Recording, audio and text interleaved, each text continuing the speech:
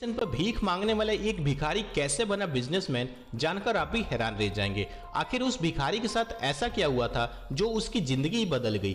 तो इस वीडियो को लास्ट तक जरूर देखना, क्योंकि इस वीडियो से आपको बहुत सी सीख मिलेगी जो आपकी जिंदगी में बहुत काम आएगी। तो कहानी शुरू होती है कुछ ऐसा।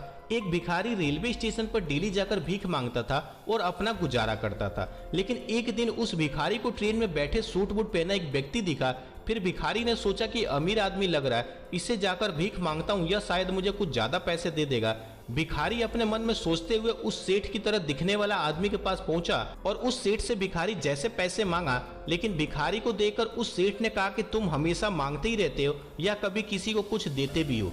फिर भिखारी ने बोला कि साहब मैं तो भिखारी हूँ, मैं किसी को क्या दूंगा, मैं हमेशा किसी से कुछ ना कुछ मांगता ही रहता हूँ और मेरी इतनी औकात भी नहीं है कि मैं किसी को कुछ दे सकूं। फिर उस सेठ ने बोला जब तुम किसी को दे नहीं सकते तो तुम्हें मांगने का भी कोई हक नहीं है।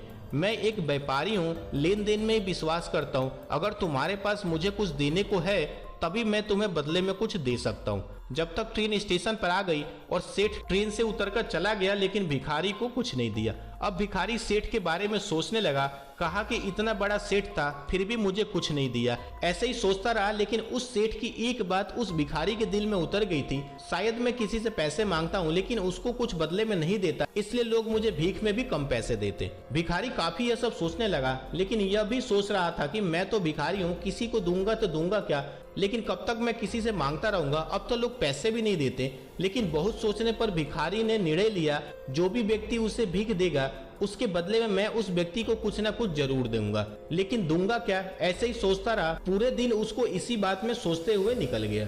दूसरे दिन आकर जब स्टेशन के पास बैठा तभी उसकी नजर स्टेशन पर लगे फूलों पर पड़ी। फिर उसने सोचा कि क्यों ना मैं भीख के बदले लोगों को कुछ फूल ही दे दिया करूं। फिर उसने वहां से कुछ फूल तोड़े और ट्रेन में जैसे भीख मांगने पहुंचा और जैसे लोग भीख देते थे बदले में वह भिखारी फूल देने लगा।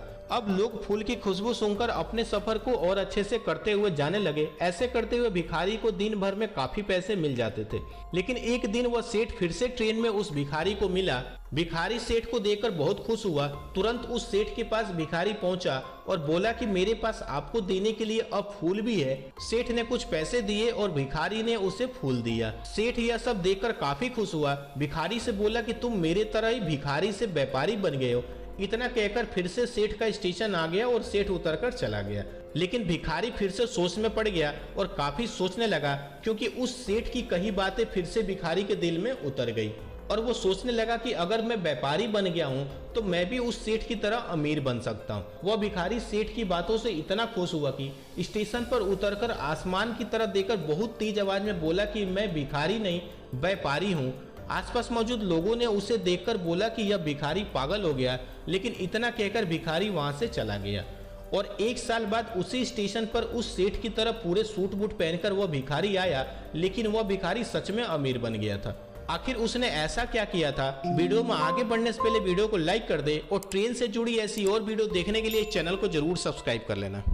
फिर उसी रेलवे स्टेशन पर उस भिखारी को वो सेठ मिला। सेठ से यह सूट बूट पहना भिखारी ने हाथ मिलाया। जब उसको सेठ ने पहचाना फिर सेठ भी देखकर काफी खुश हुआ कि तुम कामयाब हो गए।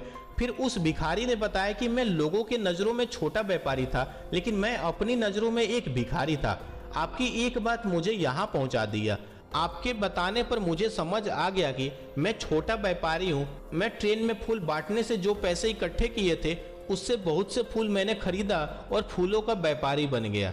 और यहाँ के लोगों को फूल पसंद आने लगा और उनकी इसी पसंद ने मुझे आज फूलों का एक बहुत बड़ा व्यापारी बना दिया।